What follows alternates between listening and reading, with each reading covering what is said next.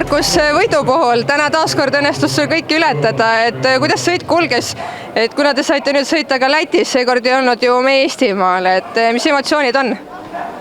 Aitäh! Sõit alguses oli üpris ebameeldiv, kuna liiga suur punt oli ja inimesed ei olnud kõik nõus töötama.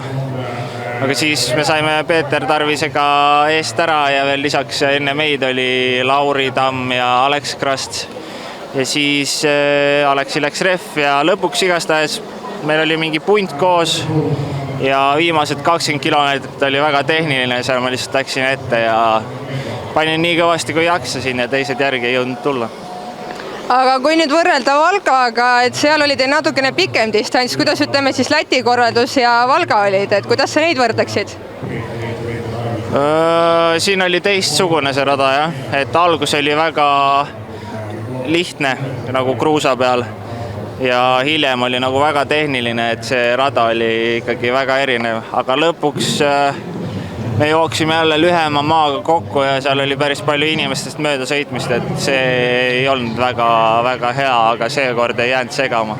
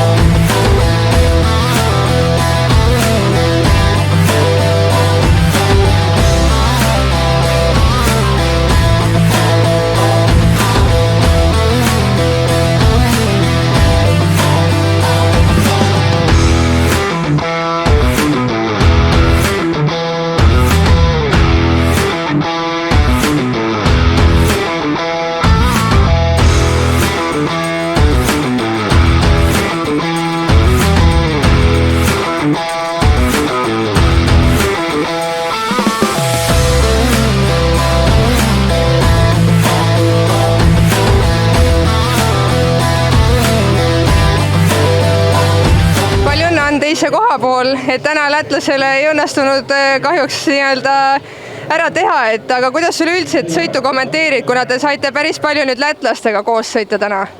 Aitäh, väga raske sõit oli, meil oli päris suur punt, peamiselt lätlased ja paar Eesti tüüpi ja mina siis tööd tegid eestlased, lätlased väga palju täna midagi teha ei tahtnud ja sellepärast oligi raske, et mina ka käisin kogu aeg eest läbi ja me ikkagi sõitsime terve aeg, et väga raske sõit oli. Kuna sa, ütleme, käid ka tegelikult välismaa päris palju sõitmas, samuti ka graveliga, siis kuidas sa võrdleksid, ütleme, mõnda teist välismaa graveli sõitu võrreldes nüüd tänase sõiduga? No üldiselt ma ütleks, et see tase on üsna sarnane ikkagi, et sõidame kiiresti ja sõidud on rasked ja võib-olla täna oli siin ikkagi lõpuosa oli väga tehniline, et tavaliselt välismaal on tehnilised osad laskumiste peal, et siis see on nagu andestavam, et siin pidi ikkagi väga palju tööd tegema lõpus ka veel, et väga raske oli. Aga meie poolt siiski edu ja jaksu ja loodame, et liidrisärk säilib kuni sarja lõpuni. Aitäh!